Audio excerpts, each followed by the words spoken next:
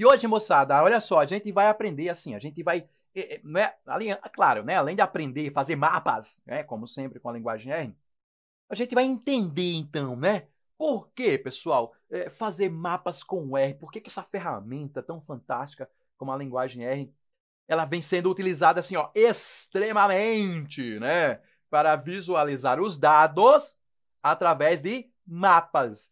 Dados esses, né, dados espaciais georreferenciados, né, então se você tem esse tipo de informação, você pode utilizar para visualizar, né, esses dados através de um mapa. Tranquilo então? Então, beleza, pessoal? A gente vai fazer vários mapas utilizando a linguagem R. Mas como assim, Marcel, vários mapas? Basicamente, você faz né, configura um mapa, em seguida você aplica uma função na linguagem R, ele consegue fazer diversos, milhares, centenas de mapas sem você ter que fazer fazer um, né, cada vez. Na verdade, só faz um, replica utilizando uma estrutura de repetição, e aí o R faz para você. O R trabalha por você, faz os mapas que você assim vai programar que devem ser feitos. Bom, então para isso, o que é que a gente vai precisar? Quem sabe, pessoal, quando a gente trabalha com análise de dados, imagina só, né, o que é que a gente precisa? A gente precisa de dados. Então, quando a gente usa a linguagem R, a gente basicamente faz três coisas aqui que eu sempre falo, pessoal. A gente basicamente lê os dados, processa os dados e visualiza os dados. São essas três coisas que a gente faz durante aqui o uso da linguagem R para análise de dados. Então, se a gente vai precisar de dados, esses dados podem estar armazenados aqui na memória de armazenamento do meu computador ou pode estar na internet. No caso, né? A gente vai usar os dados que estão aqui no meu computador. Então, vou mostrar aqui para vocês, pessoal, como a gente vai trabalhar com mapas hoje. Olha que legal. Então, a gente vai ter que ter dados espaciais, né? Dados que tenham ali localizações geográficas que estejam georreferenciados de preferência, tá? Então, temos aqui, ó, diversos conjuntos de dados, como vocês podem ver aqui. E esse conjunto de dados, pessoal, aliás, né? Talvez você conheça, né? Talvez não, mas existe um formato de arquivo chamado... Deixa eu só clicar aqui, tá?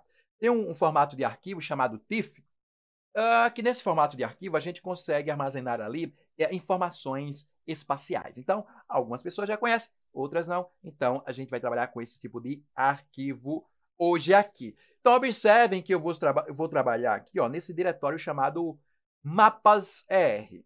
Então, eu posso fazer a leitura desse arquivo, indicando o caminho completo para o arquivo que eu quero fazer a leitura, ou eu posso definir um ambiente ou um diretório como diretório padrão, diretório de trabalho, e fazer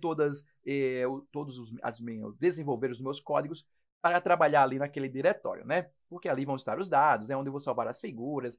Então, você escolhe. Ou você define o diretório de trabalho, ou você indica o caminho completo para o teu arquivo. Então, vamos fazer aqui, ó. Vamos utilizar um diretório de trabalho, porque a gente vai salvar várias figuras, e aí fica mais organizado o negócio. Bom, a gente vai trabalhar aqui nesse diretório chamado Marcel Desktop Lives Mapas R. Então, eu vou definir esse diretório como diretório padrão. Para quem já assistiu algumas aulas, né, minha aí, sabe que a gente pode fazer isso utilizando uma função chamada setwd, ou seja, definir o diretório de trabalho. Então, já vou digitar ela aqui, ó, setwd. E aqui nessa função, pessoal, eu vou indicar o caminho que eu vou definir como o diretório de trabalho. Bem simples, né? Tranquilo. Bom, aí se você estiver no Windows, o bom e velho Windows, você vai ter uma estrutura de diretório mais ou menos como essa que eu estou copiando e colando aqui. Tá certo? Você vai ter C, user e tal. Às vezes você tem D, vai depender aí de como o seu Windows ele foi instalado na sua máquina. Mas geralmente, né? Você vai usar aqui o C, barra, e aí vai indicar em seguida a pasta que você vai definir como diretório padrão. Só lembrando de um detalhe aqui, pessoal. Às vezes a gente tem a mania, e é bem legal fazer isso, né? Copiar o caminho ali e colar, né? Para facilitar o nosso trabalho. Só que cuidado! Quando estiverem usando o Windows, que quando a gente copia ali o caminho, o diretório, dependendo de como a gente copia, na maioria dos casos, a gente copia e ele vem, ó, com barra invertida, tá? Então, se ele vir com barra invertida, deixa eu ver se no meu teclado tem a barra invertida aqui, tá? Então, se ele vir com a barra invertida aqui, ó, cuidado, coloca a barra normal. Essa é a tal da a contrabarra, tá? Não usem contrabarra no Windows.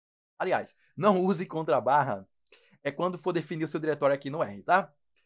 Você pode usar a barra normal, ou se for usar contra a barra, Marcelo, mas eu gosto de usar contra a barra. Aí você vai ter que colocar contra as barras duplas, no caso do Windows, tá? Então, cuidado. Ou você escolhe contra as barras duplas, ou escolhe a barra normal.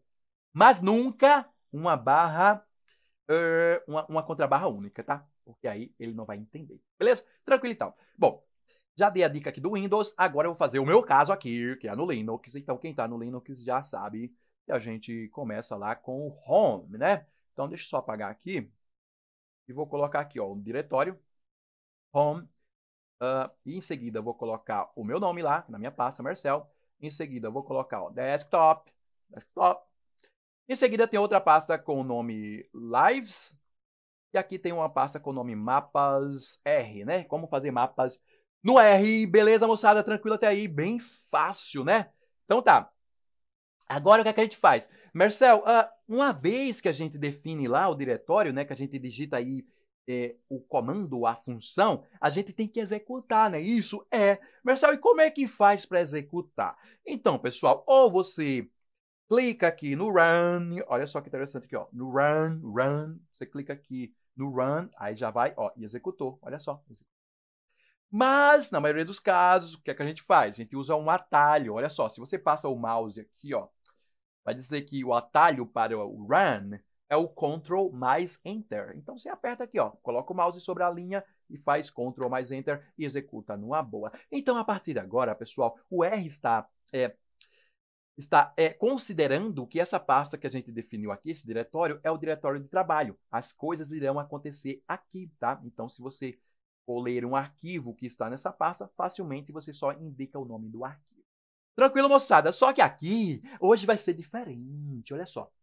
Hoje nós não vamos ler um arquivo. Olha que interessante. Não, Marcelo, não vai ler um? Não. Vamos ler um conjunto de arquivos. Imagina só, eu vou fazer vários mapas aqui com vocês. Se eu vou fazer vários mapas, aí eu vou precisar de vários dados, né? De vários arquivos contendo ali dados. E é isso que a gente vai fazer, ó. Deixa eu mostrar aqui para vocês. Aliás, eu já mostrei, né? Deixa eu só mostrar de novo aqui, ó. Dentro da pasta dados, nós temos diversos dados aqui. Então, a gente vai ler esses dados todos de uma vez só. Olha que interessante, né? Então, o R, né, a linguagem R, facilita esse tipo de coisa. Bom, aí, pessoal, a gente vai, para ler esses dados, primeiro a gente vai criar uma lista contendo todos esses dados. E aí você pensa, Marcel, então a gente vai usar uma função para criar uma lista, certo? Qual é o nome dessa função? É a função list.files. Então é isso que a gente vai fazer, ó. Colocar aqui, ó, list.files. E aqui, pessoal, com essa função, a gente vai criar a nossa lista. Então, tem dois argumentos aqui. Vejam só, esse argumento path significa caminho. Então, olha que interessante. Eu estou considerando essa pasta mapas R como diretório padrão. Observem que é esse aqui, ó. Esse é o diretório padrão. Agora, dentro do diretório padrão, tem outra pasta com o nome dados. Então, a gente tem que informar isso durante ali o processo de criação da lista. Então, a gente vai informar isso através do argumento chamado path.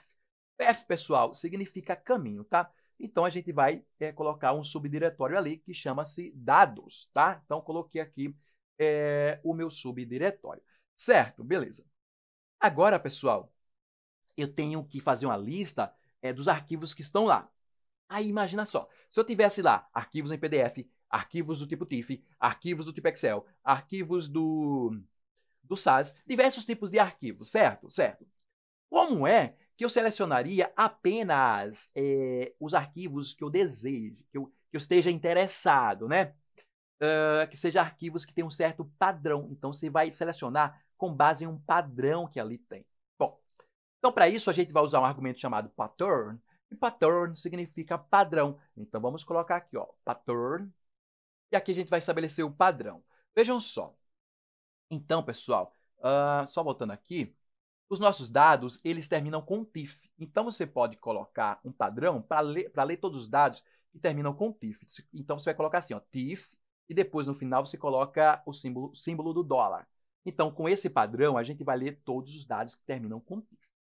Então, quando eu executar aqui, ó, na realidade, não é ler, tá, pessoal? É listar. Criar uma lista com esses arquivos, com os arquivos que terminam com TIFF. Olha só que interessante, já executei aqui só para mostrar para vocês. Então, eu criei a lista e, na realidade, ele listou, né, com a função list.files, esses arquivos aqui que estão no meu diretório. Tranquilo, moçada? Até aí? Beleza, né? Aí você diz, Marcel, mas você vai ler só os arquivos que tem data? Olha só, eu quero ler, na realidade, pessoal, não expliquei aqui para vocês, vou explicar agora.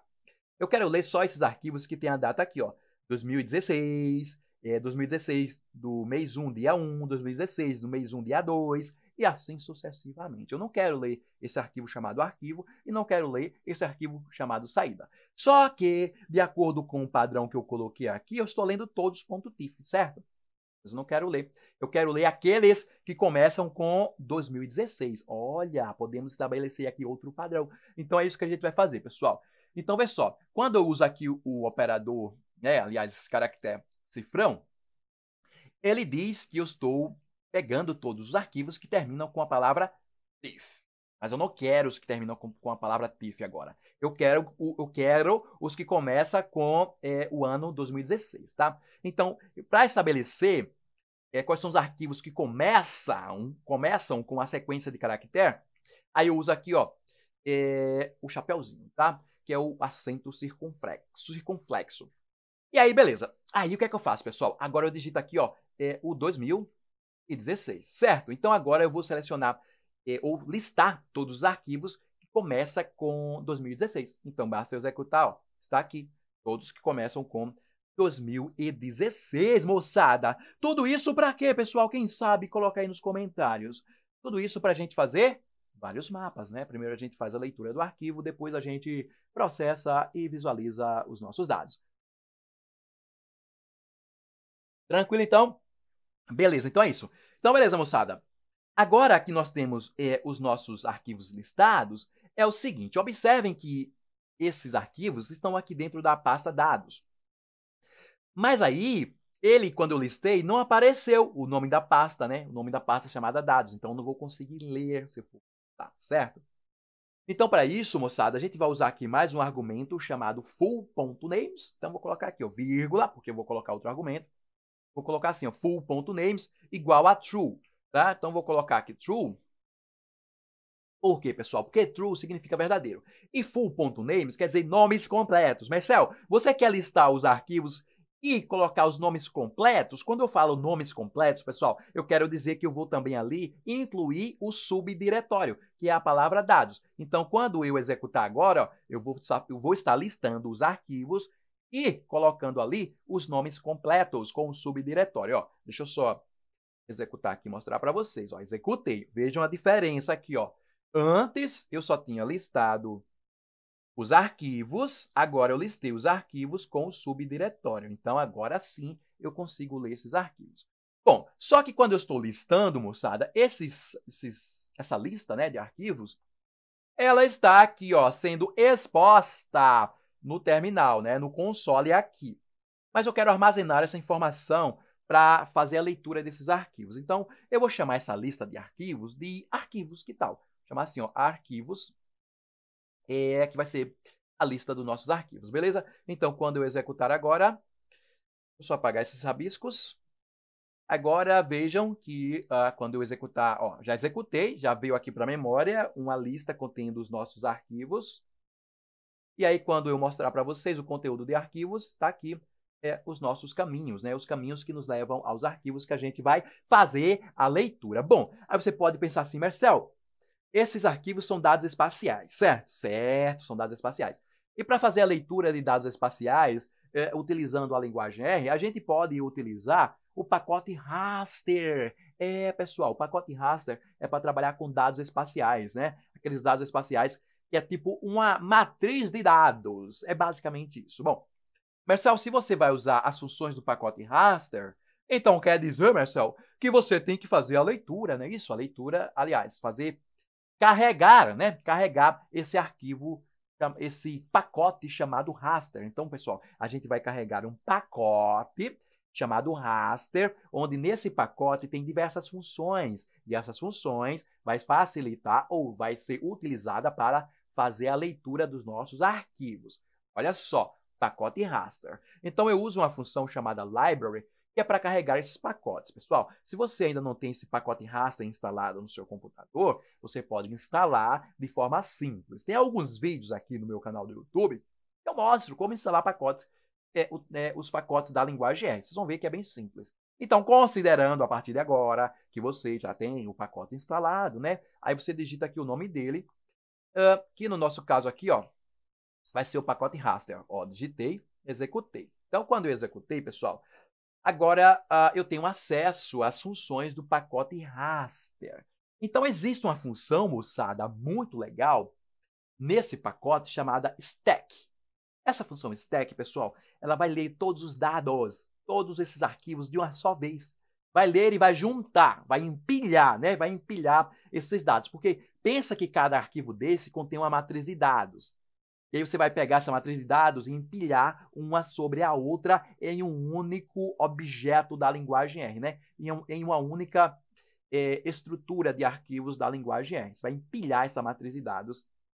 E é isso que eu vou mostrar para vocês, tá? Então, como eu falei, a gente vai usar aqui a função stack. Então, você vai digitar assim, ó, stack. E em seguida, você vai entrar aqui na função stack com a lista dos seus arquivos. Só que vocês lembram, pessoal, que a lista dos nossos arquivos está armazenada na memória do computador com o nome arquivos? Pois é, então vou entrar aqui, ó, com a lista que está na memória do computador com o nome arquivos. Ó, então vou colocar aqui, ó, arquivos, e basta agora eu executar. Ó, quando eu executar, ele vai fazer a leitura dos arquivos. Aí, fez a leitura de todos os arquivos de uma forma bem simples. E olha a mágica que eu vou te mostrar agora, tá? Aí, pessoal, tá aqui, ó, fiz a leitura e apareceu aqui no console, né, do RStudio, mostrando aqui o arquivo que eu fiz a leitura. Então, são arquivos que contêm informações georreferenciadas. Então, aqui vai dizer a resolução espacial desses dados. Vai me mostrar aqui também a extensão, né, qual é a área que cobre esses dados. Então, está tudo aqui nesse objeto da linguagem R, que é o raster, tá? Beleza. Bom, só que esses dados foram expostos aqui no console, mas eu quero que esses dados sejam armazenados na memória do computador para eu usar os dados, certo? Então, para isso, a gente vai atribuir, utilizando aqui, ó, o operador de atribuição. Esse operador de atribuição, pessoal, é o flechinha, aliás, é o menor que tracinho, né? Que forma uma flechinha. Então, a gente vai pegar e atribuir a uma variável que eu vou chamar de dados, beleza? Então, veja só. Quando eu fizer a leitura agora, esses dados serão lidos e atribuídos aqui a minha variável dados. Aí, daqui para frente, eu posso usar esses dados através dessa variável chamada dados. Bem simples assim, ó. Basta executar. Executei. E agora eu posso usar os dados, certo, moçada? Por quê? Porque os dados agora estão sendo chamados de dados. Bom, e aí, pessoal? Bom, até agora eu fiz a leitura dos arquivos e tal. Marcel, será que existe uma forma assim, super simples, mas tipo, super simples mesmo, para visualizar esses dados? E aí que vocês vão ver, moçada. Se você usa aqui a função plot, pessoal, significa plotar, né? Ou seja, mostrar, né, os dados ali de uma forma ou de outra, através de mapas ou através de gráficos, aqui no dispositivo gráfico do RStudio. Então, a gente vai visualizar esses dados através da função plot. Aí você vem aqui, ó, usa a função plot, né, coloca ali o abre aspas, aliás, o abre parênteses e fecha parênteses, e aí coloca o nome dos dados que você quer visualizar. Olha que simples, ó. Só vou colocar aqui, ó, dados, e executar, e adivinha o que vai acontecer? Olha só, deixa eu tomar minha água enquanto vai acontecendo a brincadeira aí, ó. O que é que aconteceu, moçada? Perceberam algo de diferente? Marcel, você conseguiu visualizar todos os dados com uma única função, de forma bem simples. Ó, se eu der um zoom aqui, olha só, pessoal, aqui estão todos os meus dados que a gente acabou de fazer a leitura dos arquivos. Olha só, a gente fez a leitura dos arquivos e consegue ter uma análise desses dados, uma análise geral, de uma forma bem simples, utilizando apenas uma função.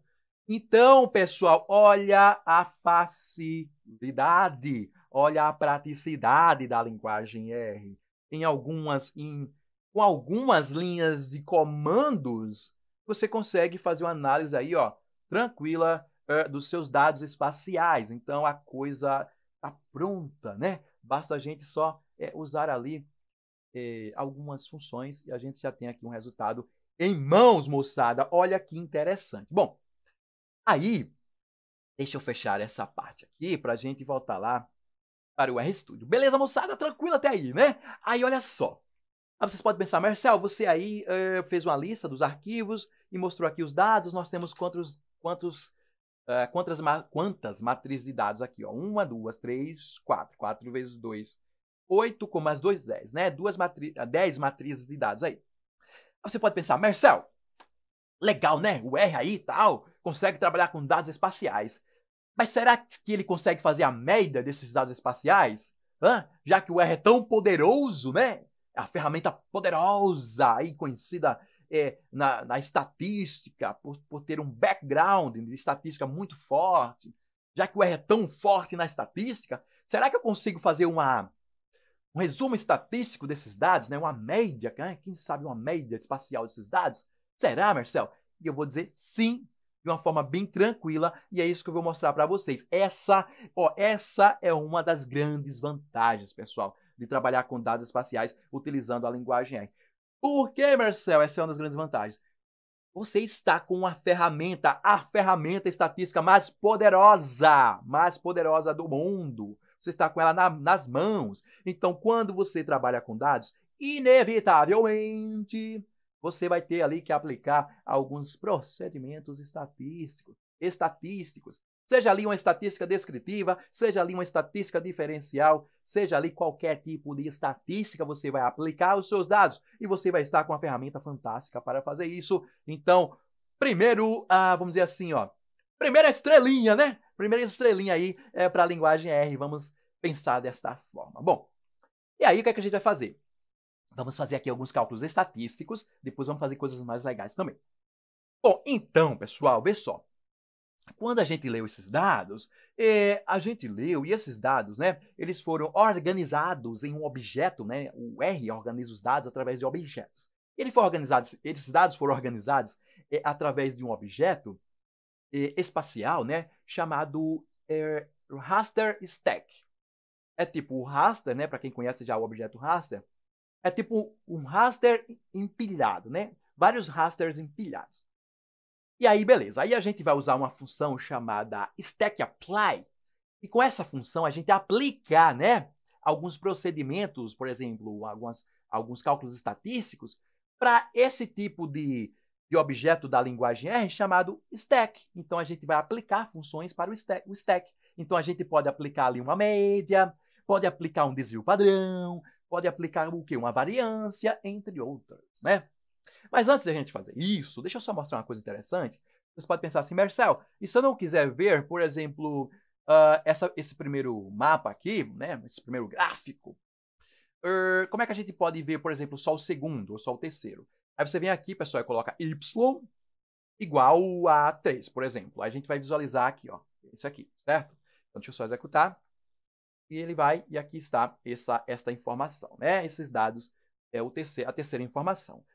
Se eu colocar aqui, ó, por exemplo, 4, e aqui nós temos 4, se eu colocar 5, a gente vai ter o 5, e assim sucessivamente, né? Não vou ficar aqui executando isso aqui o dia todo. Beleza, bom, agora deixa eu apagar aqui, e agora vamos lá. Bom, aí como eu falei, a gente vai calcular as médias, tá? Então, para a gente calcular a média espacial aqui, a gente vai usar uma função, deixa eu colocar aqui, uma função chamada stackApply, como eu falei para vocês, tá? Então, deixa eu colocar aqui o stackApply, tá aqui a função. E nessa função, pessoal, a gente vai entrar com 3 coisas, tá? Primeiro, os dados que a gente vai utilizar para calcular a média, o desvio padrão, a variância, qualquer que seja. Um índice, que vai indicar quais são os grupos dos dados. Por exemplo, ó, se você tiver aqui, por exemplo, se tiver um ano de informação, É um ano de informação. Aí você vai ter ali dados, você pode separar os dados por mês, você pode separar os dados por dia, você pode separar os dados, né, em grupos, caso assim você deseje. Se você separar os dados, se você definir grupos por mês, quando você aplicar a média, aí você vai ter uma média mensal. Se você definir por ano, quando você aplicar a média, aí você vai ter uma média anual. E assim sucessivamente, tá? Então, vou mostrar aqui para vocês como é que a gente pode fazer isso. Então, primeira coisa, a gente informa os dados. Então, vou digitar aqui, ó. Qual é o nome do nosso conjunto de dados? É dados. Então, coloquei aqui dados, vírgula. Em seguida, a gente vai informar os índices, tá? O que seriam os índices, Marcel? Seria basicamente uma sequência de rótulos ali que são utilizados para definir os grupos. Então, basicamente isso, né? Por exemplo, se você quer fazer médias mensais, aí você vai colocar ali como índices, os meses, né? O mês 1, o mês 2, o mês 3 e assim sucessivamente. Bom, e aí a gente sabe que esse stack, né? Que esse conjunto de dados, esse objeto do R que junta esses conjuntos de dados, ele tem ali, né, uma sequência dos dados que estão organizados em uma determinada sequência. E aí você vai dizer, né, através dos índices, qual é o mês, por exemplo, para o primeiro conjunto de dados, para a primeira matriz de dados, qual é o mês para a segunda matriz de dados, qual é o mês para a terceira e assim sucessivamente. E aí você vai dar rótulos, vai dar nomes para cada matriz de dados.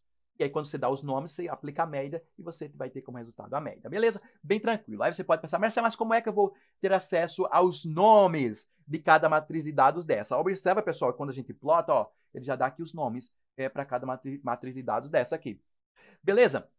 Aí tá. Agora, o que é que a gente vai fazer? Ó? Se eu usar uma função chamada names, né, pessoal? Names todo mundo sabe aí. Quando a gente estuda lá no inglês, names significa nomes. Então, se eu coloco aqui, se eu quero saber os nomes dos meus dados, eu venho aqui e coloco nomes, ou seja, names, e aqui digito nome dados. Basta executar, então aqui estão todos os nomes. Olha só, todos os nomes. Cada nome desse corresponde a um nome, né? Vamos pensar assim, correspondente a uma matriz de dados, ou um rótulo correspondente a uma matriz de dados. Bom, mas se eu quiser, por exemplo, fazer um índice, onde nesse índice eu vou ter a informação apenas do mês. Como é que a gente faz isso? A gente vai ter que extrair aqui desse nome apenas essa informação aqui, ó, que carrega o mês. É isso que a gente vai extrair. A gente tem diversos nomes, né? Um conjunto aqui de nomes que está dentro de um vetor, que a gente chama na linguagem R. Então, a gente vai pegar apenas os nomes dos meses. Bom, a gente sabe que toda informação na linguagem R, que está entre aspas, são informações do tipo caractere, né? Informações de texto do tipo caractere. E para a gente, aliás, a gente pode fazer um subconjunto dessa informação. Que tal a gente pegar apenas essa informação aqui, fazer um subconjunto dessa quantidade de caracteres que a gente tem? Então, é isso que a gente vai fazer. Para fazer um subconjunto, pessoal, a gente usa... Deixa eu apagar aqui. Pronto. Então, para fazer um subconjunto, pessoal, a gente usa uma função chamada str, tá? Deixa eu colocar aqui. Vou apagar isso aqui. Então, aí a gente usa uma função chamada sub, né, que é um subconjunto, sub-str. Então, vou digitar aqui para vocês, ó, sub-str,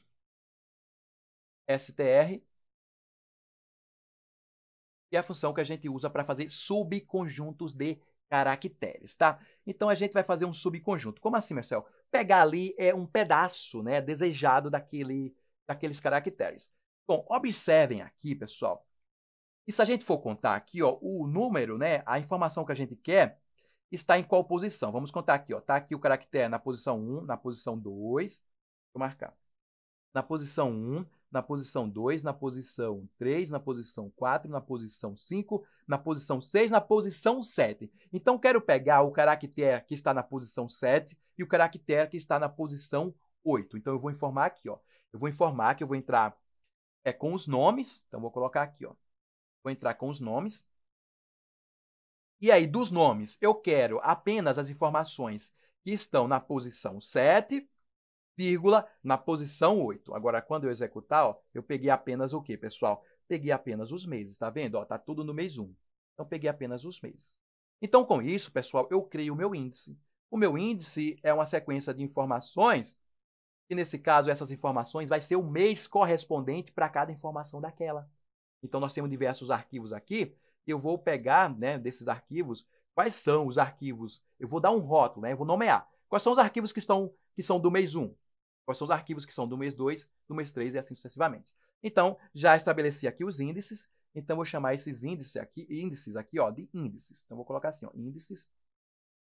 E vou colocar aqui. Aliás, vou chamar assim, ao invés de índices, para não ficar o mesmo nome, vou chamar de rótulos, tá?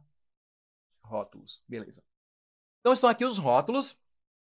Já executei e atribuí aqui a variável rótulos. Aí eu vou entrar com esses rótulos aqui nos meus índices, tá? Eles serão os índices que a gente vai utilizar para fazer as médias para cada mês, por exemplo. Então, vou colocar aqui... Opa, peraí. Vou colocar aqui os rótulos. Vírgula, agora sim, eu já indiquei os dados, já indiquei os índices, agora eu vou indicar se eu quero fazer uma média, se eu quero fazer um desvio padrão, se eu quero fazer uma variância, se eu quero fazer outros resumos estatísticos. Bom, eu quero calcular, pessoal, a média. E para calcular a média, a gente sabe que na linguagem R, a gente usa uma função chamada min. Então, eu coloco aqui, é o nome da função, certo?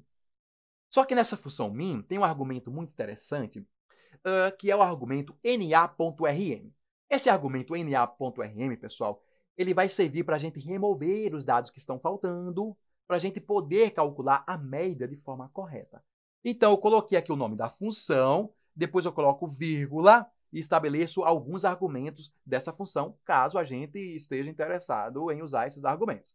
Então, o argumento que a gente está interessado é o na.rm.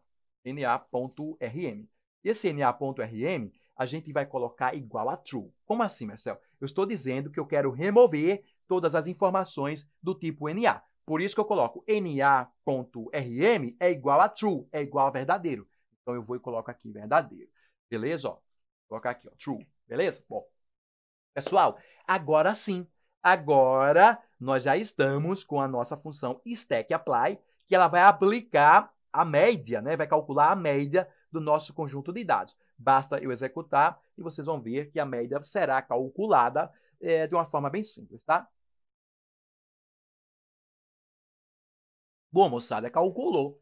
Vai dizer, cadê, Marcel? Aqui, ó, apareceu na tela, né? Um resultado. Bom, mas aí, moçada, eu vou atribuir a uma variável, tá? Para quê? Para a gente usar essa informação. Eu vou chamar, então, de média. Como é que a gente atribui uma variável mesmo? A gente atribui com o operador de atribuição. Então, a gente vai atribuir o resultado dessa conta aqui, né, desses cálculos, a essa variável chamada média. Então, quando eu executar, vai calcular de novo e atribuir a variável média, e essa variável vai para a memória do computador, e agora a gente pode usá-la, beleza? Bom, tá certo, então. Então, tá, deixa eu só voltar aqui. E agora, eu vou usar novamente a boa e velha função plot para visualizar o resultado, tá certo? Então, vou colocar aqui plot e vou colocar média. E aí, executar, e olha só o que vai acontecer, pessoal.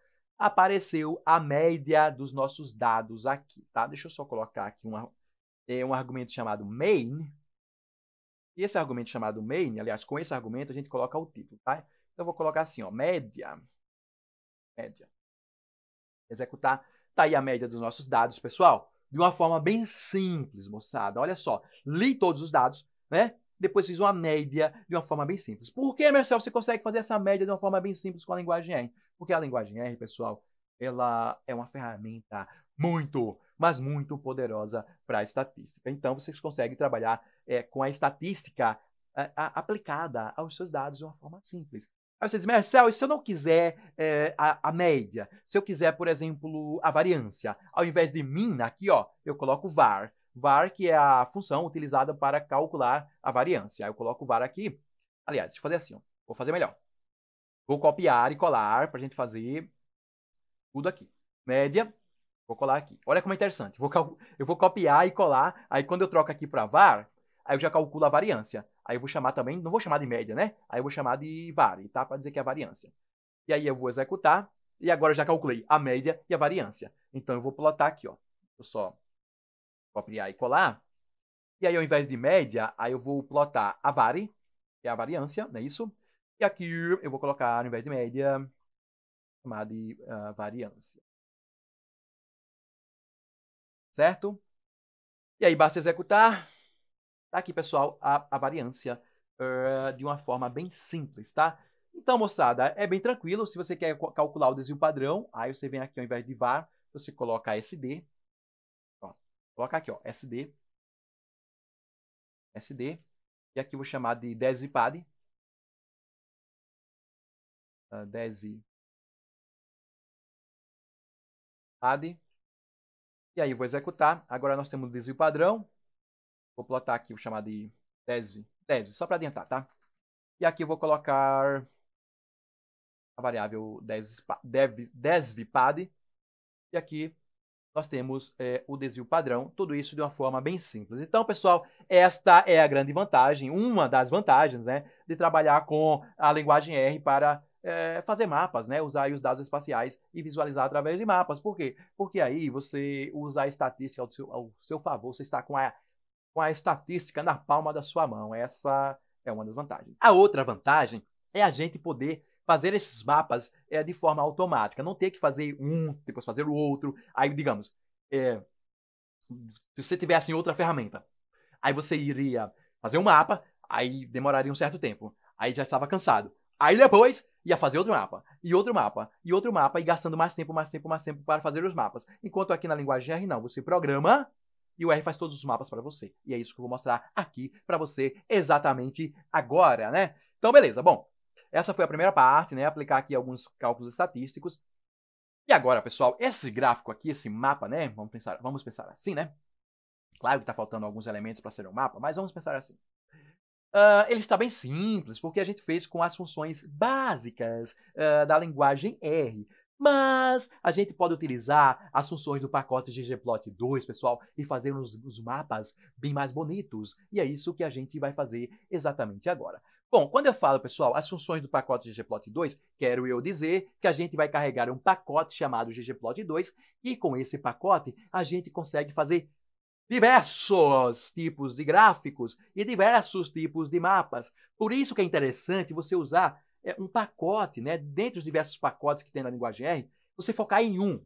Um porque você aprende ele por completo, e aí você vai conseguir fazer os seus gráficos e mapas de uma forma mais tranquila. Bom, então para carregar esse pacote, pessoal, a gente usa uma função chamada library e digita aqui o nome do pacote, que é o pacote ggplot2. Ó, só executar. Agora nós temos acesso a todas as funções do pacote ggplot2. Bom, então aí, pessoal, a gente também vai precisar ter os dados, né, do limite territorial do Brasil, para a gente poder fazer um gráfico mais apresentável, tá? Então, para isso, a gente vai usar uma função chamada geobr, que é para ter acesso aos limites territoriais do Brasil, né, para as regiões brasileiras. Então, vou colocar aqui o library, em seguida vou colocar geobr, basta executar, e agora eu tenho acesso às funções do pacote geobr também. Então, vamos logo acessar esses dados dos limites territoriais para o Brasil. Então, eu vou acessar esses dados aqui, tá? Vou chamar aqui. Vou chamar aqui de BR. Vai ser os dados que vão ser os dados para o limite, vão ser os dados, né, do limite territorial do Brasil. E para ler esses dados diretamente, né, do IBGE, a gente usa uma função chamada read country. Read quer dizer ler, country quer dizer país, né? Read underscore country. Então, vou colocar aqui, ó, read underscore country, e agora a gente vai vai acessar esses dados, ó. Basta executar, e ao executar vai fazer a leitura diretamente da internet desses dados. Ó, já fez o download, e agora, deixa eu só mostrar aqui para vocês. Ó, se você fizer assim, ó, plot, novamente, a função plot, para visualizar os dados de forma rápida, você coloca assim, ó, BR, usa o cifrão e procura essa coluna de dados chamada diome, tá? Então, aqui, ó, basta fazer assim, né? Porque esses dados, pessoal, já expliquei em outras aulas, vou só adiantar aqui. Esses dados contêm diversas colunas ali, tá? E tem uma coluna chamada diome, que é onde contém ali as informações geográficas. Então, se você quer plotar apenas as informações geográficas, aí você usa aqui, ó, br underscore diome. Então, basta executar, aliás, underscore não, br underscore não, né? Cifrão, br cifrão diome. Então, ó, vejam só, acessei esses dados do IBGE. São os limites aqui, ó, os limites territoriais do Brasil, beleza? Então, a gente vai usar isso também. Bom, tranquilo. Então tá, agora a gente vai usar, né, agora todos os gráficos, os mapas que a gente vai fazer aqui agora, daqui para frente, vai ser com as funções do pacote ggplot2. Só que aí, pessoal, o ggplot2 ele trabalha com camadas, correto? Você vai dizer, correto, Marcelo, a gente já viu nas aulas passadas. E aí acontece o seguinte, que a gente vai usar duas fontes de dados aqui. Essa fonte de dados que é do IBGE e essa outra fonte de dados aqui, que é a fonte de dados, né, daqueles dados espaciais ali. Ah, eu nem falei para vocês, né? Aqueles dados ali são informações de chuva, né? Informações de precipitação. Poderia ser informações referente ao número de casos de dengue, poderia ser informações referente à temperatura do ar, poderia ser informações referente ao índice de vegetação, poderia ser qualquer tipo de informação. Nesse caso, são informações referentes à quantidade de chuva para o Brasil, certo? Bom, então tá. Aí a gente vai trabalhar com esse conjunto de dados. Só que esse conjunto de dados, pessoal, ele é do tipo, né, um conjunto de dados espacial, que é uma matriz de dados, né, que a gente chama de raster stack, né, do tipo raster, vamos pensar assim. Só que para trabalhar com o ggplot2, a gente vai ter que converter isso para um tipo de informação que a gente chama de data frame. Essa informação, pessoal, do tipo data frame, aliás, é um objeto, né, que contém ali os dados, é um objeto que a gente chama do tipo data frame. Esse objeto, pessoal, que organiza os dados, ele é como se fosse uma planilha de dados. Como se fosse uma planilha de dados. Que tem ali linhas e colunas. Então, a gente vai ter que converter esses dados que está no formato raster stack para data frame. Para a gente poder usar esses dados com as funções do pacote ggplot2. Beleza? Então, é isso que a gente vai fazer. Bom, Marcelo, e como é que faz para converter? Para converter, pessoal, a gente usa uma função chamada as.data.frame. Basicamente isso. Ó, deixa eu colocar aqui, ó. as.data.frame. Então, aqui nessa função, a gente entra com o nome do conjunto de dados que a gente quer converter, mas a gente quer converter esse conjunto de dados chamado dados. Então, a gente vem e coloca aqui, ó, dados, vírgula. A gente tem que informar aqui que nós vamos querer, né, e quando converter os valores, mostre também ali os valores de latitude e longitude que eu vou precisar para fazer o meu mapa. Então, para a gente converter e informar e ter também como resultado, na realidade, as informações de latitude e longitude, a gente coloca assim, ó, x, y é igual a true. Então, você vai mostrar também ali os valores das coordenadas geográficas, tá? Então, quando eu executar, vocês vão ver.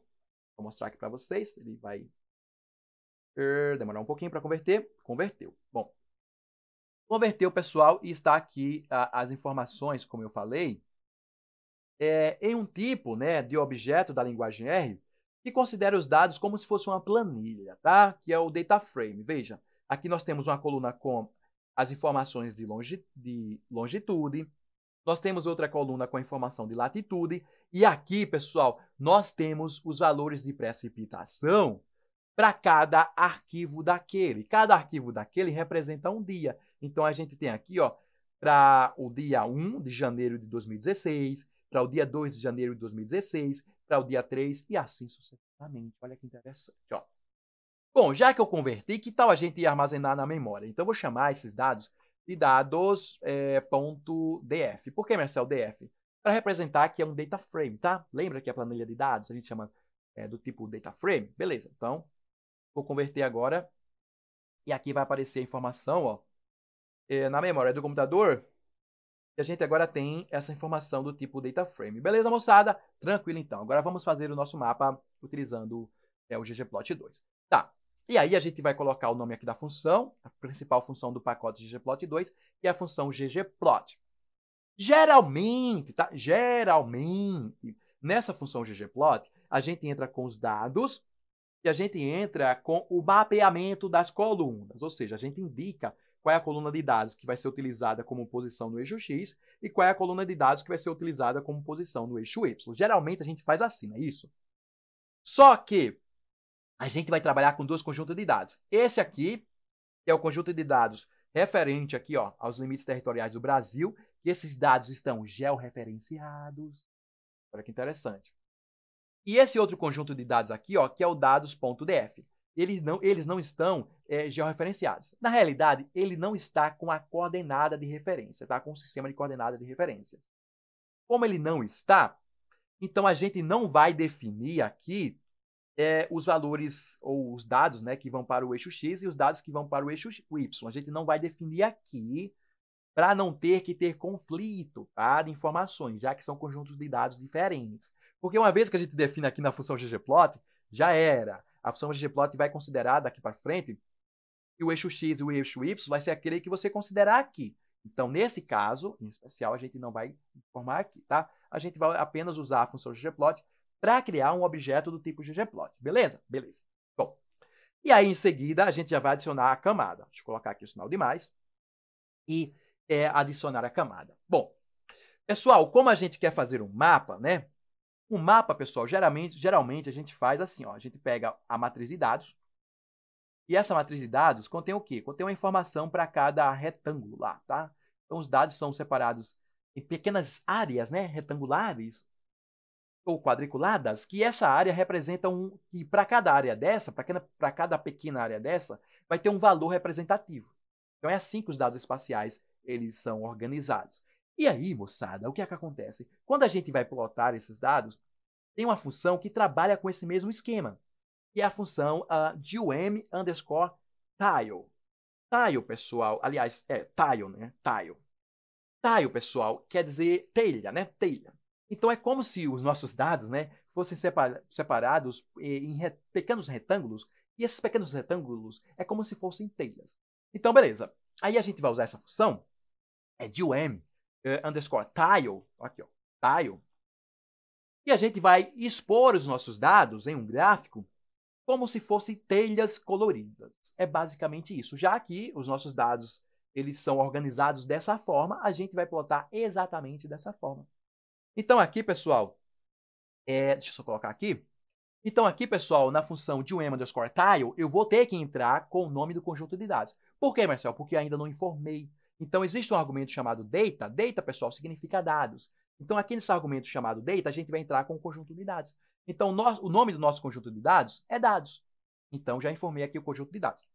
Agora, eu preciso informar qual é a coluna de dados que vai ser utilizada para determinar as posições no eixo X e a coluna de dados que vai ser utilizada para determinar as posições no eixo Y. Então, para isso, a gente usa a função AES.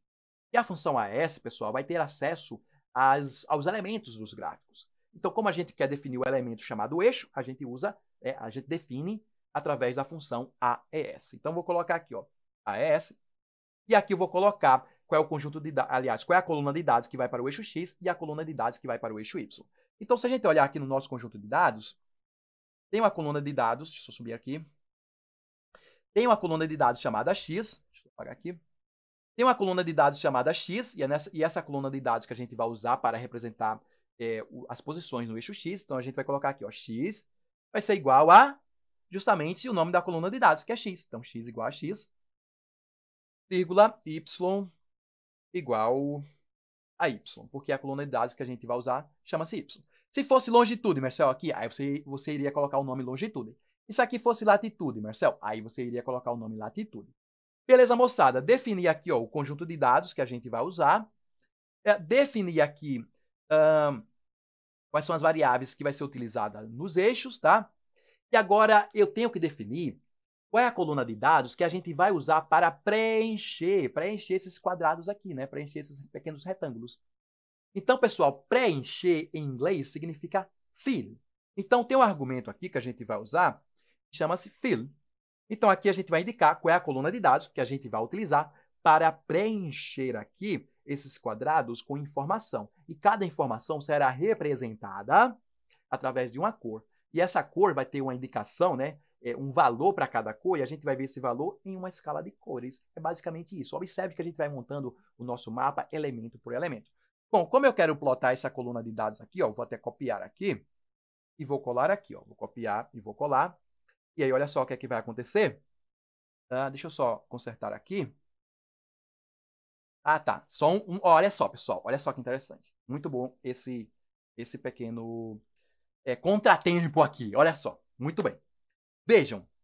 E aqui tá. Pessoal, eu falei para vocês que a função ggplot2, ela só aceita data frame, né? Só aceita data frame e também um conjunto de dados, né? Um tipo de objeto espacial, um tipo de objeto chamado table, tá? Que eu falo em outra oportunidade.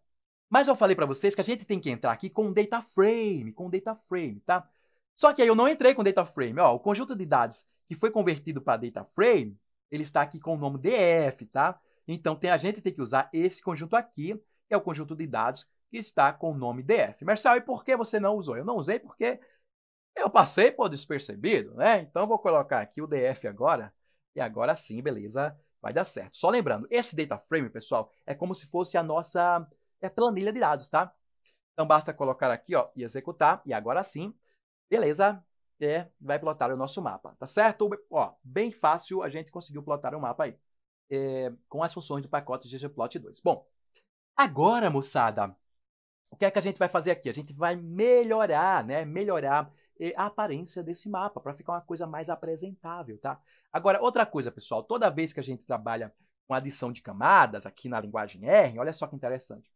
A gente usa o sinal de mais, certo? Né? O sinal de adição. Então, para ficar organizado o negócio aqui, a gente pode colocar a função, né? Ou, nesse caso, o comando, depois do sinal de adição, abaixo, tá? Então, eu vou colocar aqui abaixo só para ficar mais organizado. Então, tá. Agora, pessoal, a gente vai sobrepor os limites territoriais, né? Para os dados o mapa, no caso, ficar mais apresentável. A gente vai colocar os limites territoriais do Brasil aqui. Bom, qual é o conjunto de dados? Quem sabe, quem lembra, quem está acompanhando até o fim, qual é o conjunto de dados que contém aqui, ó, os limites territoriais? É basicamente esse aqui que a gente chamou de BR. Então, a gente vai adicionar, e olha só que interessante, pessoal. Esse conjunto de dados do tipo BR, né? Aliás, do tipo BR não. Esse conjunto de dados que a gente está chamando de BR, ele está armazenado, né, em uma classe na linguagem R chamada SF. Ó. Deixa eu colocar aqui, ó, class. Eu vou colocar aqui BR e mostrar para vocês que esse conjunto de dados é do tipo SF. Veja que é um data frame, olha só o data frame aparecendo de novo. É um data frame, né, é uma planilha de dados que contém ali informações geográficas, né, uma planilha de dados com informações geográficas. Então, existe uma função aqui do pacote ggplot2 que serve, pessoal, exclusivamente para plotar dados do tipo SF. Ó. Veja que são dados do tipo SF. Então, a gente vai adicionar aqui, ó, botar um sinal de mais, e colocar aqui, né, sobrepor os limites territoriais sobre o mapa. Então, para isso, a gente vai usar a função chamada GUM_SF. Por quê? Porque os dados é do tipo SF. Então, vou colocar aqui, ó, GUM_SF, colocar o SF correto. E aqui a gente vai ter que entrar com os dados, tá? Por quê? Porque eu não declarei, eu não informei os dados aqui na função ggplot. Quando eu não informo aqui na função ggplot, toda vez que eu for usar outra função aqui como camada, eu tenho que informar os dados, certo? Então, beleza. Então, vou usar aqui o argumento chamado data. Data, correto. E aqui eu vou informar o nome do conjunto de dados. O nome do conjunto de dados, pessoal, é esse aqui, ó, BR. Então, basta eu colocar aqui BR, e aí, beleza, agora eu vou sobrepor. Agora, olha que interessante, ó, quando eu sobrepor aqui o nosso mapa. Olha o que aconteceu, vocês vão ver. Lá vai aparecer, ó, eu fiz a sobreposição. Marcel, mas ficou um mapa do Brasil sobreposto, e ele tem uma cor de preenchimento, né? Que é branco, né? A gente sobrepôs e ele, por padrão, é preenchido com a cor branca. Marcel, mas eu quero que ele fique transparente, porque eu quero que mostre apenas o contorno. Então, para ficar transparente, pessoal, a gente pode colocar aqui assim, ó, da seguinte forma. A gente vai preencher o interior do mapa com uma cor. E preencher, pessoal, em inglês, é fill, né? Então, a gente vai colocar aqui, ó, fill, e vai dizer que esse fill, né, a gente vai dizer que é uma informação que não existe. Informação que não existe. É uma cor indefinida. É uma cor indefinida, vamos pensar assim. Porque se a gente colocar aqui, por exemplo, uma cor, red, colocar red, aí vai pintar de vermelho. Olha só. Vai pintar de vermelho. Vamos lá, pintou de vermelho. Mas não, a gente quer que seja uma cor indefinida. E aí, valores indefinidos, né? Valores que estão faltando na linguagem R, a gente representa pela sequência, né, chamada NA, que significa not available, ou seja, não disponível. Então, com isso, a gente não vai colorir o interior do polígono. Olha que interessante. Ó, deixa eu só executar. E aí, como passo de mágica, nós vamos ter o nosso mapa com o contorno aqui, ó, deixa eu só mostrar para vocês, com o contorno e o interior desse polígono não foi preenchido com uma cor. Então, olha que interessante, está ficando legal. É o nosso mapa, moçada. Então, beleza. Agora, o que é que a gente vai fazer? Ah, outro ponto, pessoal. Observem aqui, ó. Observem que quando eu usei aqui a função DOM_SF, onde a gente sobrepôs aqui com os dados que contêm os limites territoriais, automaticamente, né, a gente fez duas coisas aqui. A gente colocou o contorno e automaticamente a gente colocou os eixos do mapa, ó, georreferenciados. Então a gente fez duas coisas de uma só vez. Olha que interessante. Bom, o nosso mapa está ficando legal. Agora falta a gente melhorar, assim, a aparência, né, desse mapa, beleza? Então, para melhorar a aparência aqui, a primeira coisa que eu vou fazer, pessoal, é reduzir esse espaço, né, que é colocado por padrão, né, colocado por padrão aqui, esse espaço entre os dados e os eixos. Bom, como esses dados estão em uma coordenada, né, em coordenadas, coordenadas que estão georreferenciadas, né, coordenadas de latitude e longitude, o que é que a gente vai fazer? A gente vai ajustar essas coordenadas para eliminar esse espaço. É isso que a gente vai fazer. Então, tem uma função chamada coord_SF, que é justamente para ajustar as coordenadas dos dados do tipo SF, que são os dados que a gente está utilizando aqui, ó, dados do tipo SF. Então, vou ajustar as coordenadas, então vou colocar mais uma camada, por isso que eu estou colocando aqui ó, o sinal de adição. E em seguida, eu vou usar a função coord_SF. Então, vou colocar aqui, ó, coord_SF. E aqui, pessoal, com essa função, a gente consegue eliminar esse espaço. Então, para isso, pessoal, tem um argumento chamado expand. Expand quer dizer expandir. Então, por padrão, é expandido. Porém, o que é que a gente vai fazer aqui? Porém, a gente não vai expandir. Então, a gente vai dizer que expand vai ser igual a false. Então, vou colocar aqui, ó, false. Você quer expandir? Sim ou não? Eu não quero. Por isso que eu digo expand igual a falso ou igual a false. Então, basta executar. E aí vocês vão ver que ele vai plotar. E agora a gente conseguiu tirar, né, aquele espaço que existia aqui, certo? Existia um espaço entre os dados e os eixos. Então, basicamente, a gente consegue ajustar a nossa escala e remover esse espaço. Beleza? Agora, pessoal, a gente pode ajustar essa escala de cores. Porque, por padrão, essa escala de cores aqui, ela não é tão, vamos dizer assim, atraente, tá? Não é tão atraente. Bom, e aí o que é que a gente pode fazer, moçada? A gente pode ajustar essa escala de cores fazendo o seguinte, né? Usando uma função justamente para ajustar essa escala de cores. Então, a gente vai usar mais uma função, por isso que a gente usa o sinal de adição. E aí, pessoal, existe uma função chamada scale_fill_gradient_n. Então, vê só. A gente usou aqui o argumento chamado fill para criar o mapa. Então, como a gente quer ajustar a escala do fill, a gente usa uma função, como eu falei, scale, quer dizer, escala, _fill_gradient_n. Porque a gente quer ajustar esse gradiente, né? Esse gradiente de cores. Por isso que o nome da função é scale_fill_gradient. E aí existe um argumento chamado colors, que é onde a gente define a nossa sequência de cores, que será utilizada para plotar os nossos dados, né? Para fazer o nosso mapa. Bom, como eu falei, existe um argumento chamado colors, e a gente aqui agora define a nossa sequência de cores. Aí a gente vai ter que informar um conjunto de cores, né? Várias informações ali das cores. E esse conjunto de informações a gente junta através de um vetor. Então, para criar um vetor e juntar essas informações, a gente usa a função C, que é a função concatenate, que serve para juntar as informações. E aqui a gente coloca os nomes das cores. Ó. A gente coloca red, a gente coloca, por exemplo, blue, a gente coloca, por exemplo, green, coloca green, e a gente executa, certo? E aí vocês vão ver que eu ajustei a escala de cores. Vamos ver, ajustar. Ajustei. Aí você vai dizer, Marcel, ficou pior, né? Ficou pior. Tava melhor antes, você ajustou, mas ficou pior. Aí o que é que eu posso dizer para vocês, pessoal? Quando a gente, né, não quer quebrar muita cabeça para escolher escalas de cores, né, para criar escalas de cores, o que é que a gente faz? A gente usa paletas de cores prontas, né? Prontas. Então, existem alguns pacotes aí, pessoal, que já fornecem algumas paletas de cores prontas.